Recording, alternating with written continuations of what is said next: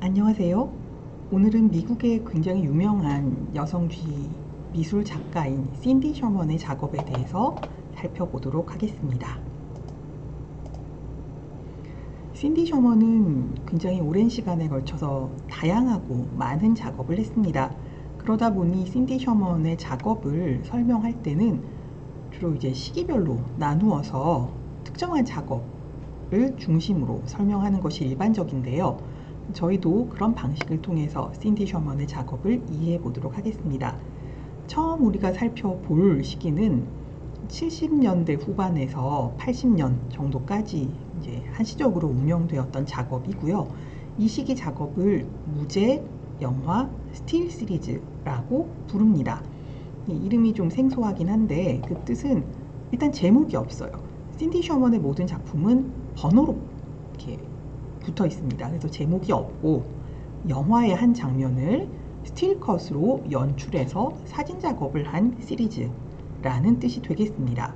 자, 그런데 제목이 없지만 이제 어떤 영화의 한 장면을 스틸컷으로 처리해서 이제 그걸 연출을 해낸다 라고 하는 거는 이제 어떤 영화의 어떤 장면을 어떤 방식으로 연출하는가 라는 질문을 낳게 되는데요. 사실 이제 신디 셔먼 자신이 영화의 한 장면에 나오는 사람을 그대로 모방해서 매우 닮은 영상을 스틸컷으로 찍어내는 작업이 여기에 해당합니다. 그런데 문제는 이 신디 셔먼이 실제로 작가인 동시에 스스로 그 영화의 한 장면을 연출하는 모델이기도 하다는 점이죠. 그래서 이 작업의 가장 특징적인 점은 신디 셔먼이 스스로를 대상으로 해서 셀프 포트레이트 했다라는 점입니다. 이게 뭐가 특이하냐? 사실 이게 찍는 주체와 찍히는 대상이 동일인이라고 하는 거는 우리가 그 여성 누드의 관례를 통해 보았듯이 그 여성을 대상화하는 남성 주체의 시각이 반영된 게 특히 여성을 대상화하는 어떤 특정한 연출 방식인데 신디 셔먼은 영화에서 여성을 대상화했던 바로 그 장면을 스스로가 그 장면 속으로 들어간 것처럼 찍어내기 때문에 이런 작업을 보면 뭐지?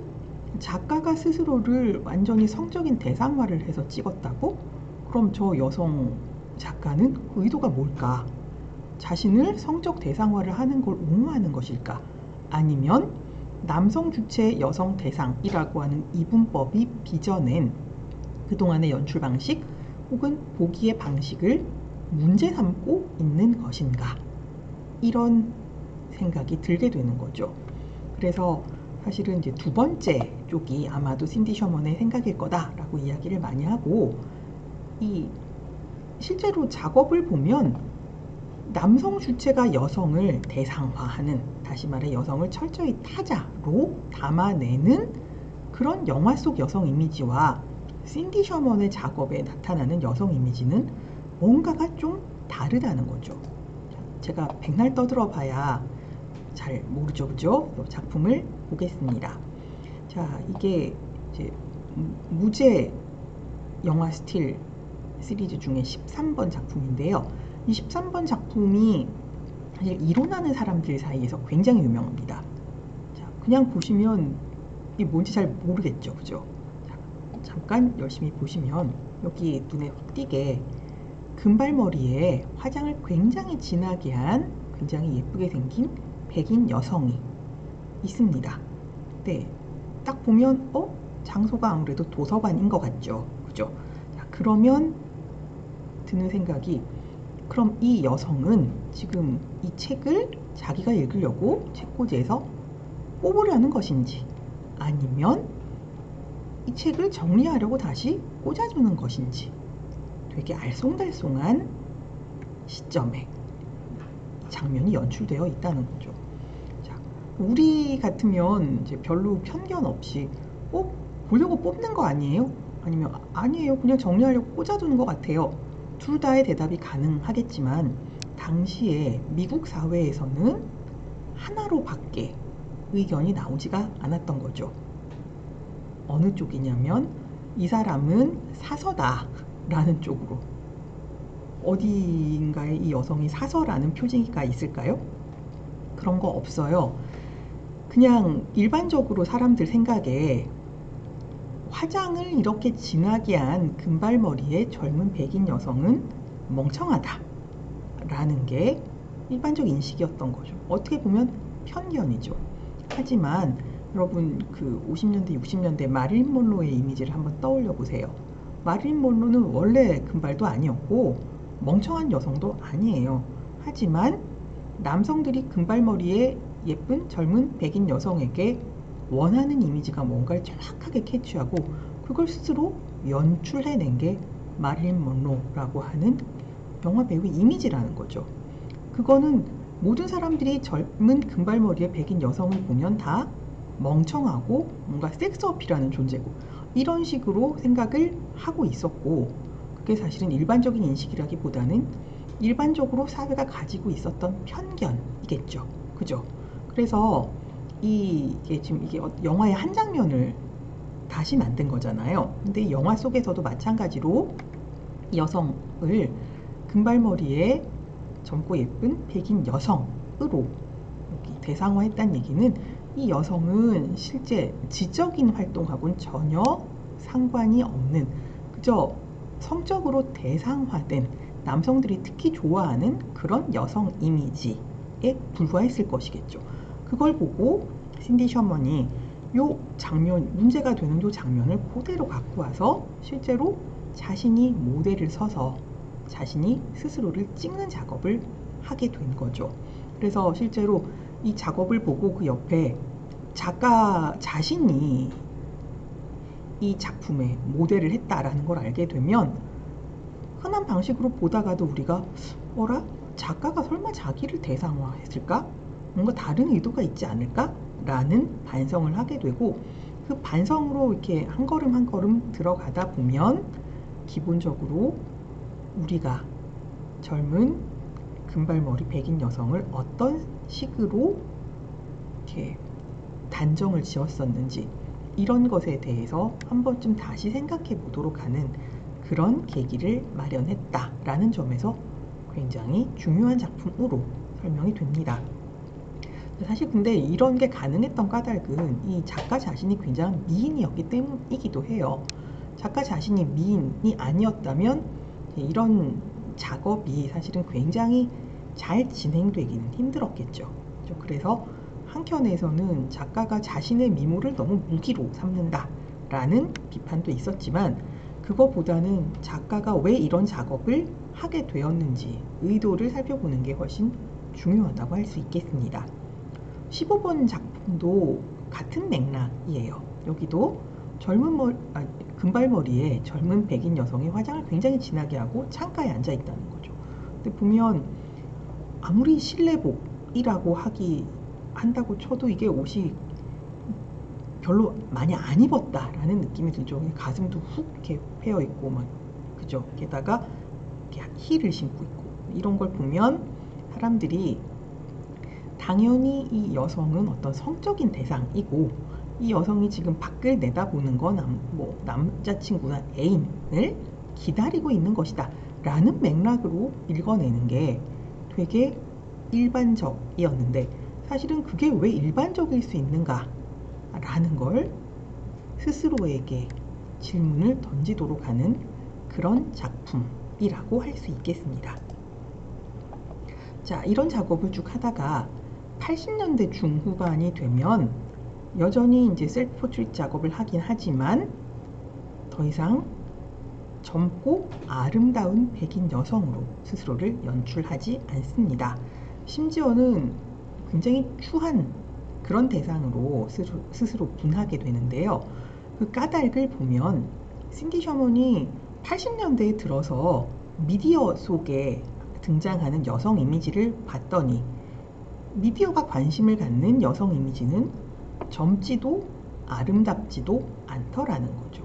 미디어는 주로 이제 뉴스 아니면 뭐 사회적인 어떤 이슈가 되는 그런 사건들 이런 걸 다루는 경우가 많은데 그런데 등장하는 여성 이미지는 언제나 마약 중독자, 거린 아니면 굉장히 불량한 여성들 아니면 기형이어서 그러니까 너무 다르게 생겨서 사람들의 시선을 끄는 그런 존재 아니면 80년대 들어서 그 성형이 굉장히 유행을 하게 됐는데 이때만 해도 이제 유방 확대 수술 이런 걸 많이 했는데 그때 요즘에도 뭐 이렇게 안에 너무 보형물이 잘못돼서 뭐 피부가 괴사를 하네 이런 일이 많잖아요. 근데 80년대는 그게 훨씬 심했다는 거죠. 그래서 그 성형 수술이 잘못되어서 문제가 생기면 꼭 이제 그런 여성들이 미디어에 거의 탑을 장식하는 이런 일들이 많았다는 거죠. 그게 아니면 여성의 시체 이런 것들이 항상 매스미디어의 표면에 주로 나타나는 여성 이미지더라는 거죠. 그러다 보니 신디 셔먼도 사실은 영화 속의 여성을 성적 대상으로 대상화하는 문제로부터 벗어나서 미디어가 여성을 다루는 방식은 언제나 그 영화와는 또 다른 방식의 타자더라 라는 걸 캐치해내게 되고 그래서 이 80년대 이후의 작업은 더 이상 아름답지 않은 좀 약간 기괴한 느낌의 그런 대상으로 스스로를 분하게 됩니다. 그 중에 하나가 이 153번 작품인데요. 이거는 스스로 시체가 된 장면을 연출하고 이제 그걸 사진으로 찍은 거예요. 근데 이거는 이제 무슨 뉴스의 한 장면 이런 건 아니고요. 당시 굉장히 이제 인기 있었던 미드였던 그리고 오탄데요. 트윈픽스라고 하는 제목의 미드가 있었어요. 트윈픽스의 한 장면을 그대로 이제 연출해낸 건데 이게 저도 이제 나중에 봤어요. 되게 재밌게 봤는데 트윈픽스 처음 시작이 실제로 굉장히 고요한 산골 마을에 이 강가에 굉장히 젊은 여성의 시체가 발견되는 것으로부터 시작합니다. 이 젊은 여성은 마을에 살고 있는 고등학생이었고 이 고등학생은 예쁘고 뭐 공부도 잘하고 막 그래서 누구나 좋아하는 그런 아이였던 거죠. 이 친구가 정말 시체가 되어서 강가에 떠밀려 와서 발견되는 것으로부터 이야기가 시작을 하는데 실제로 신디 셔먼은 그 시체 장면을 거의 똑같이 연출을 해서 이제 스스로를 시체의 모습으로 담아내는 작업을 한 것이 이 153번 작품이고요. 이 이후에도 무슨 이제 막 어디 사고 난 사람 같은 아니면 막 정말 너무 꾀저지한 거린이라거나 이렇게 전혀 아름답지 않은 모습으로 스스로 연출했던 것이 1980년대 중후반에 신디 셔먼이 주로 했던 그런 작업이 되겠습니다. 자, 그러다가 이제 너무 이제 무거운 것만 다루다 보니 작가가 좀 이제 힘들어졌었나 봐요. 80년대 후반에서 1990년 굉장히 짧은 사이에 굉장히 유명한 초상화를 패러디하는 작업을 해요. 초상화만 패러디한 게 아니라 굉장히 유명한 이제 그 작품 속의 여성 이미지 이런 걸 패러디하는 작품들을 제작을 하게 되는데 이제 굉장히 여러 가지 중에 저는 우리 수업하고 관련이 되는 여성 이미지와 관련된 작품 몇 개만 뽑아서 왔어요. 실제로 이제 제가 그 프랑스에 유학하는 동안에 신디 셔먼 회고전이 굉장히 크게 열렸었거든요. 이제 가서 보면서 막 너무 많아갖고 다리가 정말 아프고 그랬는데 그 와중에 요 작업들이 너무너무 재밌게 봤었어요. 그래서 이제 이 작업이 너무 재밌음에도 불구하고 별로 소개가 되지 않는데 사실 제가 보기에는 우리 수업하고는 이제 요 작업들이 굉장히 잘 맞아 떨어지기 때문에 여러분들과 함께 살펴보려고 합니다. 자, 이게 225번 작품이고요. 이 225번 작품은 보티첼리가 그린 성모자를 패러디한 작업입니다. 우리가 지난 수업 시간에 그 프리다 칼로의 마이 버스를 봤죠. 그죠?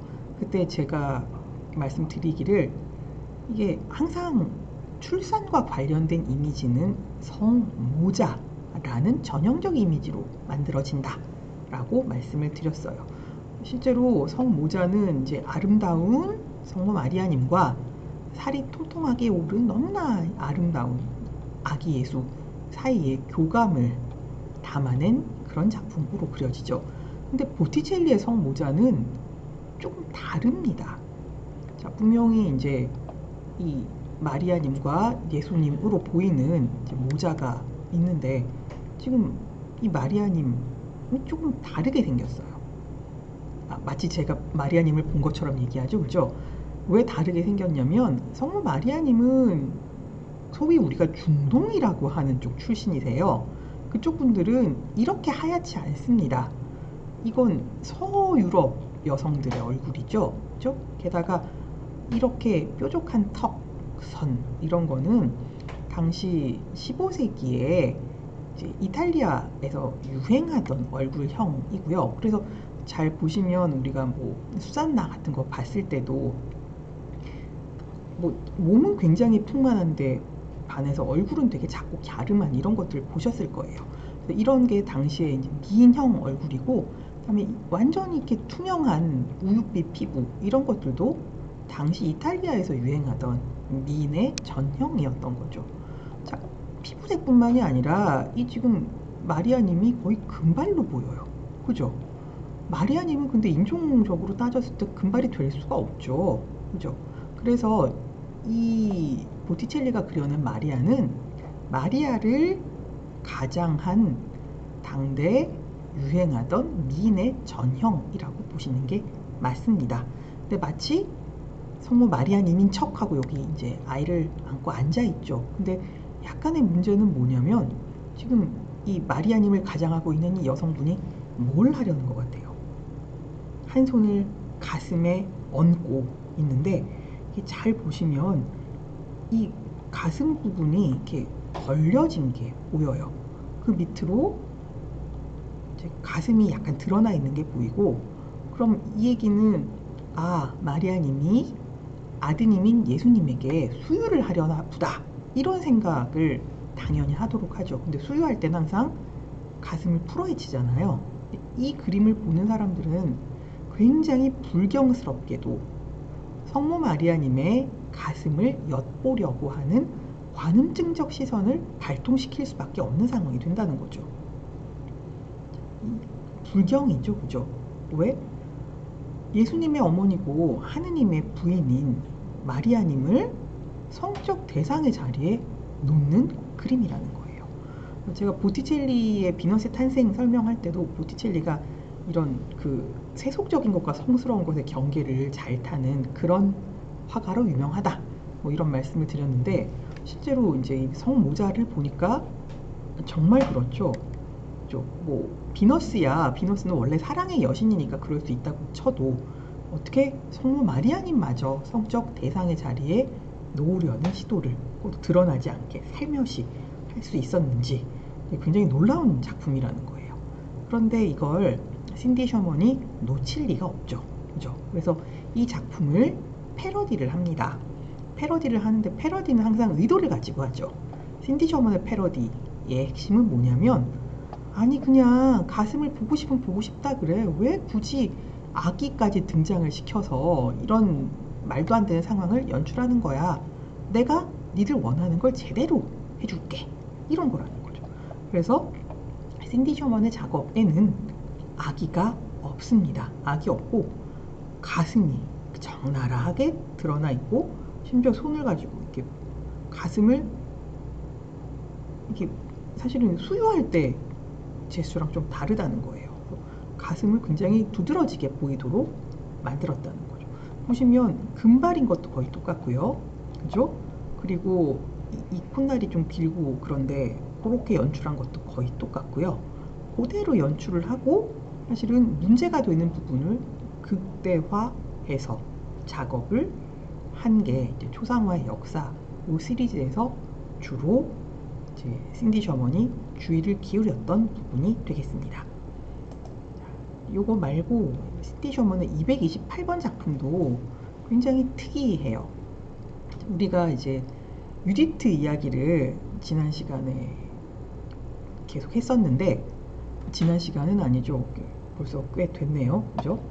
젠틸레스키 얘기할 때 이제 유디트 얘기를 잠깐 했었는데 그 젠틸레스키 한참 전에 그려진 그러니까 만테냐라고 하는 분이 그린 유디트와 홀로페르네스의 이야기를 보아도 사실은 유디트 너무나 이렇게 창백하고 곧 죽을 것처럼 그려졌다는 거예요. 그리고 이 얼굴은 창백한 얼굴은 굉장히 수심이 그득한 뭔가 죄의식에 가득한 그런 얼굴로 그려져 있다는 거죠. 반대로 홀로페르네스는 이 청년 장수라기보단 거의 소년처럼 그려져 있어요. 그리고 머리만 여기 있고 몸은 지금 발이 여기 있는 걸로 봐서 이렇게 누워 있는 거죠.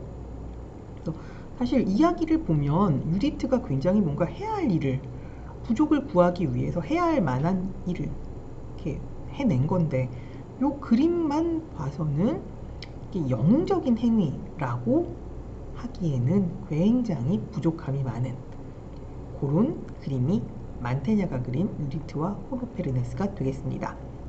이걸 보고 신디 셔먼은 아니 왜 유디트를 이렇게 그려?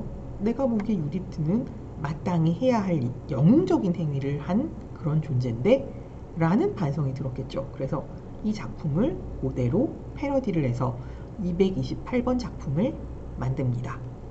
자, 여기 보시면 이제 뭐 비슷한 방식으로 이제 제스처도 그렇고 포즈도 그렇고 그런데 조금 달라진 부분이 있다고 하면 이 얼굴을 뭐라고 해야 되죠? 얼굴을 어떻게 이제 하고 있느냐 뭐 이런 부분이 되겠어요. 사실 약간 옆으로 기울이고 있는 거는 거의 비슷한데 표정을 보시면 훨씬 당당해 보인다는 거예요. 여기처럼 우수에 젖은 이런 거 없어요. 그리고 고개를 옆으로 젖히고 있지만 이 턱선 같은 곳 내가 보면 훨씬 더 단단해 보입니다. 그래서 그 죄책감을 싹 걷어낸 그런 얼굴에 사실 여기 보시면 홀로페르네스의 머리여야 하죠. 근데 이 홀로페르네스의 머리가 여기 이 무슨 저기 순정 만화에서 튀어나올 것 같은 그런 얼굴하고 완전히 다릅니다. 이쪽은 정말 소년의 옆모습에 가깝다라고 한다면 이쪽은 할로윈 때 우리 이런 거 보는 거죠, 그죠? 할로윈 때 악령, 뭐 요괴 이런 마스크로 이런 것들이 등장하는데 신디 셔먼의 얘기는 뭐냐면 아니 내 부족민을 학살하고 내 부족을 지금 완전히 몰살시키려고 하는 홀로페르네스는 유디트의 입장에서 보자면 이런 악령이나 괴물하고 다를 바가 없었을 거다. 악령이나 괴물을 칼로 처치하는데 누가 죄의식을 가질 것이냐. 만테냐의 그림이 잘못됐다 라는 얘기가 되겠죠. 그렇죠?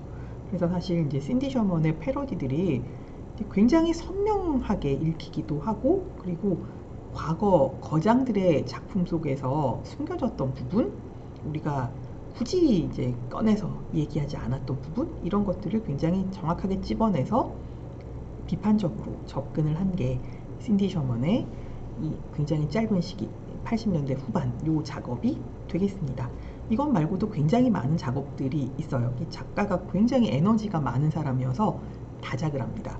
그래서 이제 요 시기 작업들이 굉장히 재밌었고 그 중에서 우리 수업에 맞을 만한 거를 제가 오늘 보여드렸어요. 자, 요런 작업을 하다가 그 다음부터는 실제로 섹스에 대해서 직접적으로 이야기하는 작업들을 하게 됩니다. 90년대 초반에 있었던 이 작업들을 섹스 픽처스라고 부르는데 이 섹스에 대한 이야기라고 하면 여러분 망측해라 라고 생각할 수도 있겠지만 사실은 신디 셔먼은 망측해라 라고 얘기하는 섹스는 사실은 섹스 산업이나 아니면 기존의 우리의 그 도덕 윤리가 섹스를 특정한 방식으로 이미지 메이킹을 했기 때문이다 라고 이야기를 하고 싶어 합니다. 그래서 실제로 성과 관련된 것들을 이제 작품 속에 담아내기 시작하는데 이 작업을 보시면 실제로 가슴을 파서 다른 얼굴을 넣고 이렇게 신체를 막 절단하거나 파편화하는 이런 작업을 해야만 했기 때문에 더 이상 자신의 몸을 쓸 수가 없게 되죠. 그래서 이 시기부터는 자기가 아니라 마네킹을 모델로 삼아서 작업을 진행하게 됩니다. 그런데 이 좀 섹스를 테마로 한 작업치고는 좀 되게 폭력적인 느낌이 들죠. 그죠? 사실 이 작가는 그 섹스를 뭔가 테마로 한 작업들, 대표적으로 포르노그래피가 있죠. 포르노그래피는 진짜 섹스에 대한 이야기가 아니다 라는 이야기를 하기 위해서 이런 작업을 하기 때문에 포르노그래피가 만들어내는 어떤 판타지로서의 성과는 다른 차원으로 섹스에 관한 이야기를 진행합니다. 왜 그러느냐? 사실 마치 포르노그래피가 그 성을 담아내는 또 특화된 영역인 것처럼 여겨지고, 그러다 보니까 포르노그래피는 뭐 트리플 X, 뭐 더블 X, 아니면 우리나라로 하면 19금, 뭐 15금 이런 식으로 등급이 매겨지는데, 등급을 매기는 게 사실은 검열 문화의 일환인 거죠. 근데 검열 문화는 사실은 철저하게 남성 중심적이라는 거예요. 그래서 포르노라고 하는 게 남성이 원하는 성적 판타지를 어느 수위로 담아내는가에 따라 등급이 매겨지는데, 이 작가의 작업 같은 경우는 사실은 등급 불가 판정이 나오거든요. 이걸 어떻게 등급으로 산정할 만한 기준이 없는 거죠. 왜?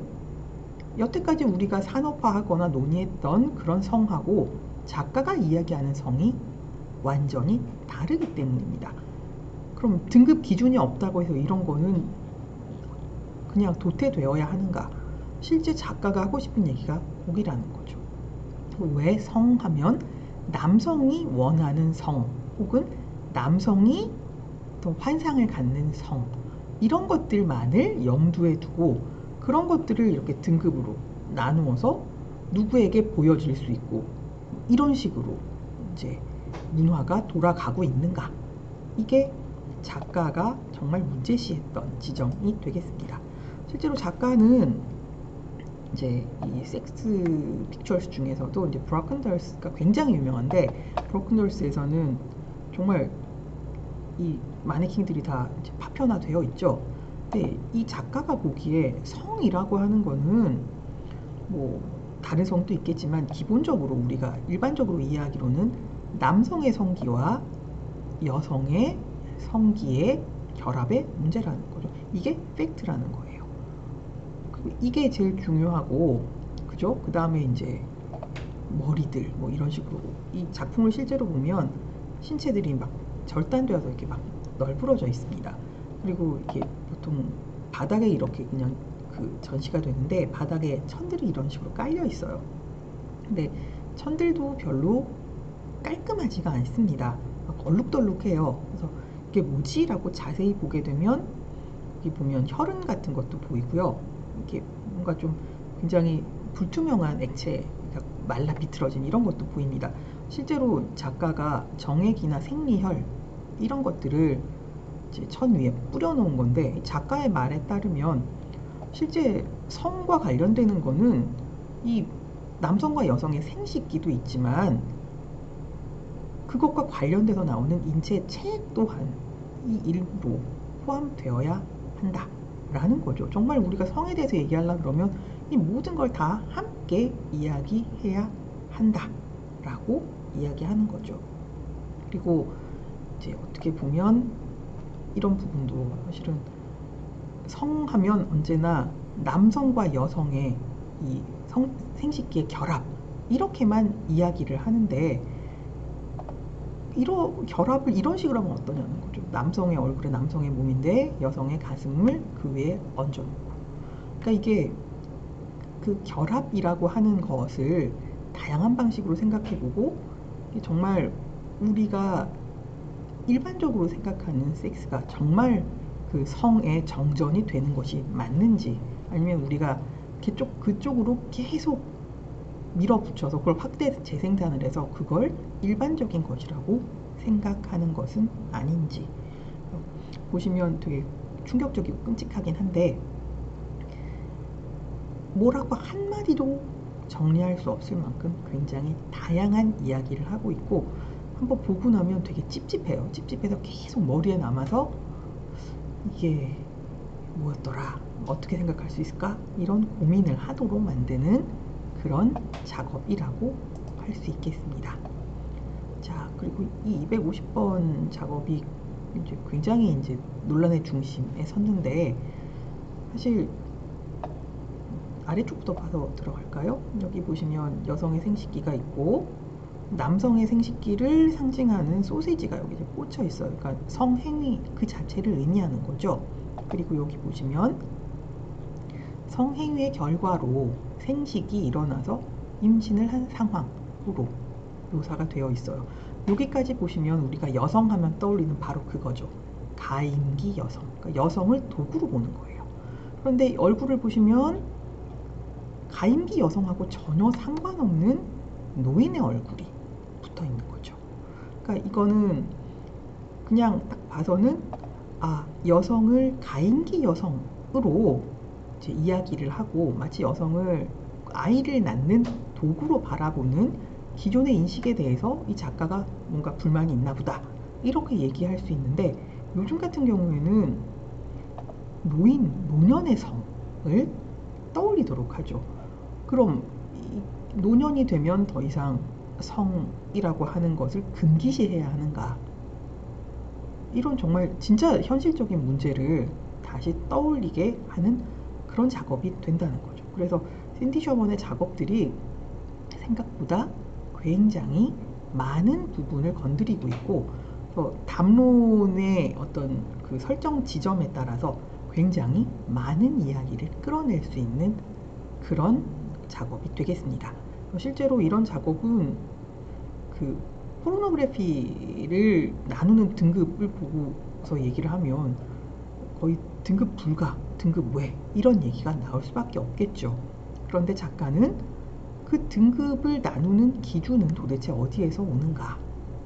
철저하게 여성을 대상화하고 남성이 보기를 원하는 그런 모습을 상정한 다음에 그것들을 기준에 의해서 등급을 분류하는 것은 아닌가? 이런 질문을 던지고 있습니다. 그와 한편으로 또 다른 얘기를 할 수 있겠는데요. 사실 이걸 보고 아름답다, 이 작품이 미를 추구한다, 이렇게 얘기할 사람은 거의 없겠죠. 왜냐하면 미는 언제나 즐거움으로 연결돼야 돼요. 미는 항상 쾌락작이에요. 아름다운 어떤 것을 보고 나면 우리는 마음이 즐거워지고 뭔가 쾌적한 느낌이 들고 이래야 한다는 거죠. 그게 칸트 이래로 쭉 내려온 미적인 태도, 취미 이런 것과 관련된 이야기고, 굉장히 오랫동안 예술은 미를 추구하는 것으로 여겨져 왔습니다. 그런데 신디 셔먼의 이런 작업들은 미하고 전혀 관계가 없어 보이죠. 오히려 굳이 어느 쪽하고 더 친한가를 따지려면 추와 관계가 있는 것으로 이야기가 되는 거죠. 미를 추구하지 않기 때문에 쾌가 아니라 불쾌를 우리에게 자아내는 그런 작업들이라고 이제 소개가 되고, 그래서 이걸 앱젝트 미술하고 연관시켜서 설명하는 경우도 있습니다. 그래서 신디 셔먼의 작업들은 굉장히 다층적인 논의와 다층적인 의미작용이 가능한 그런 작업이다 라고 이야기할 수 있겠습니다. 자, 그러면 그 미를 추구하지 않고 미와 반대편에 있는 추를 추구해서 우리한테 쾌가 아니라 불쾌를 안겨주기 위한 작업은 신디 셔먼만 했느냐? 그럴 리가 없겠죠. 그래서 이번에는 그 미를 추구하는 예술의 반기를 든 프랑스의 생토글랑이라고 하는 작가의 작업을 잠깐 살펴보면서 이제 비교하는 시간을 가져보겠습니다. 이 생토글랑은 그 전쟁의 근원을 작업했던 바로 그 작가예요. 프랑스에서는 굉장히 유명한데 이 작가도 신디 셔먼처럼 셀프 포트리트를 합니다. 그런데 자신을 연출하는 방식이 굉장히 특이해요. 뒤에 걸려있는 게 이 작가의 작업 결과물들로서의 사진들이고요. 근데 볼 때마다 뭐가 약간 좀 달라진다라는 느낌이 드세요? 실제로 이 얼굴하고 이 얼굴도 다르죠, 그죠? 그리고 이것도 이 작가인데 이 얼굴하고 이 얼굴도 좀 달라요. 왜 이런 일이 생기느냐? 이 작가는 실제 자기 얼굴을 성형해서 사진을 찍는 작업을 하는 작가이기 때문에 그렇습니다. 이 작가가 초기에 이런 작업을 했는데 여기 보시면 이렇게 뭔가 혹이 나 있죠. 그죠? 보면 이렇게 코가 삐뚤어지기도 하고 얼굴을 성형을 하는데 우리가 생각하기에 아름다운 여성의 얼굴 이렇게 성형을 미용 성형을 하는 게 아니라 굉장히 기괴한 모습으로 자신의 얼굴을 고치는 작업을 쭉 해왔습니다. 그러다가 이 작가가 거의 마지막쯤에 그럼 가장 아름다운 얼굴을 만들면 어떻게 될까? 그런 프로젝트를 진행하게 됩니다. 그래서 여기 보면 보티첼리의 비너스의 탄생에 나오는 턱, 뭐 헤라의 코, 아니면 여기는 그 모나리자의 이마, 뭐 이런 거. 그러니까 전 세계의 아름다운 여성 이미지들 중에서도 특별히 아름다운 부분들을 다 모아서 이 얼굴을 만들죠. 그리고 이 얼굴을 그대로 성형을 합니다. 이 그림까지는 되게 이쁜데 실제 작가가 이렇게 성형을 했는데 약간 느낌은 다르죠, 그죠? 되게 이런 황당무계하다고 할 수 있는 작업을 한 게 생토블랑인데요. 실제로 이제 이 얼굴을 만들기 위해서 여러 이제 판본을 가지고 와서 이렇게 만들어보고, 그다음에 다 요거랑 똑같아. 나 그대로 지금 만들었어. 내 입은 여기서 왔고, 턱은 여기서 왔고, 이마는 여기서 왔어. 이렇게 이제 근거를 제시하지만 그렇다고 세계 최고의 아름다운 얼굴이라고 하기에는 뭔가 모자람이 있는. 이게 이 작가가 이제 거의 마지막에 진행했던 작업이고요.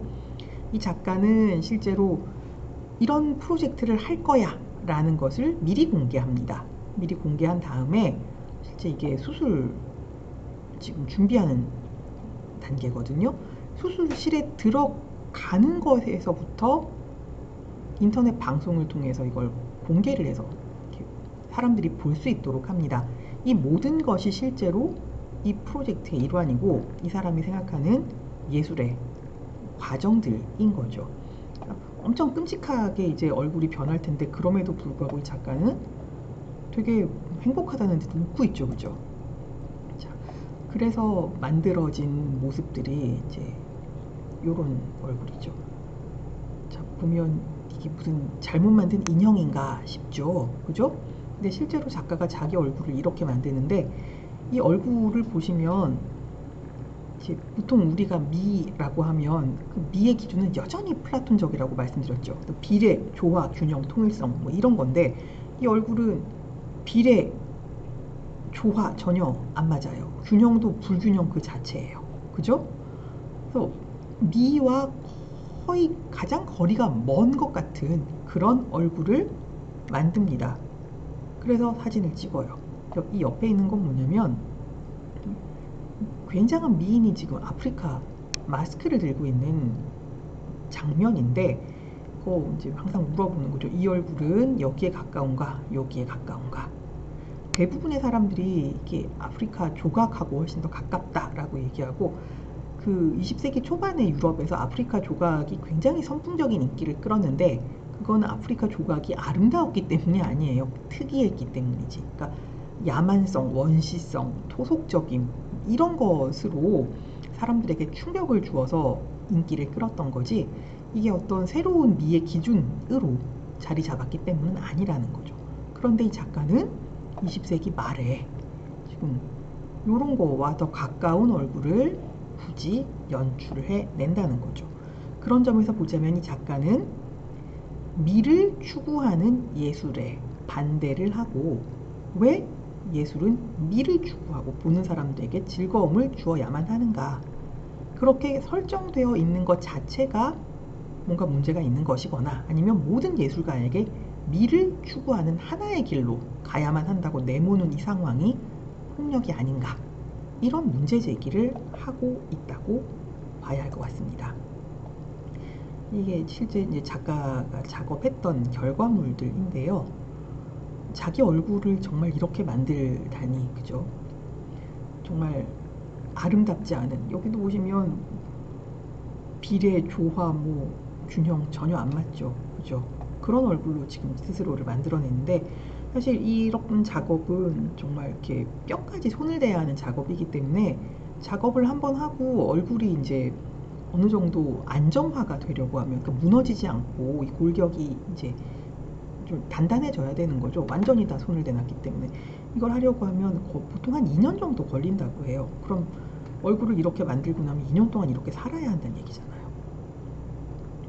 그런 엄청난 작업을 했던 게 생또블랑이고, 이 생또블랑은 사실은 작업이 놀라워서라기보다는, 그러니까 여러 가지 의미로, 그러니까 미학적으로는 미를 추구하는 그 근대 이후의 고전 미학에 반기를 든다는 점에서, 그리고 그 어떻게 보면 자기 스스로 자신의 얼굴에 손을 대어서 그 결과물을 보여주는 것이기 때문에 누구 한 사람도 여기에 대해서 뭐라고 함부로 딴지를 걸 수는 없는 그런 굉장히 용감한 작업을 했던 그런 작가로 이해하시면 될 것 같습니다. 이게 작가가 자신의 이제 작업들을 다 총망라해서 하나로 종합편을 꾸민 것인데요. 이걸 보면 이 작가가 정말 엄청난 작업을 했구나 라는 생각을 하게 될 거예요.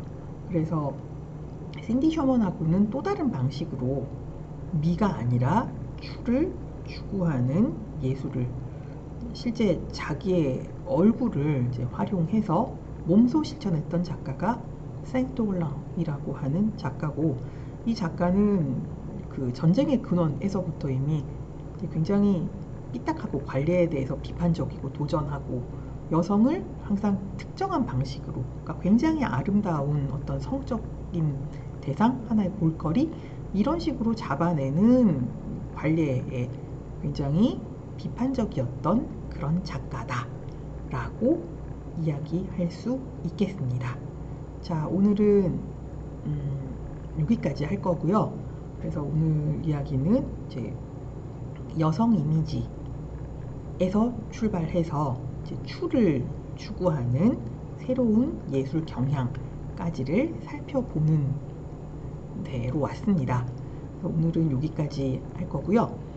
다음 시간에는 실제로 이제 직접적으로 여성을 대상화하는 문제, 미술 관례, 뭐 이런 거에 대한 이야기와는 별개로 정신분석학적 페미니즘의 입장에서 우리가 더 잘 설명할 수 있는 작업들을 살펴보려고 합니다. 자, 오늘도 이제 긴 수업을 듣느라고 수고 많으셨고요. 다음 시간에 정신분석학적 페미니즘의 입장에서 설명 가능한 작가 루이스 부르주아와 함께 여러분들을 만나도록 하겠습니다. 감사합니다.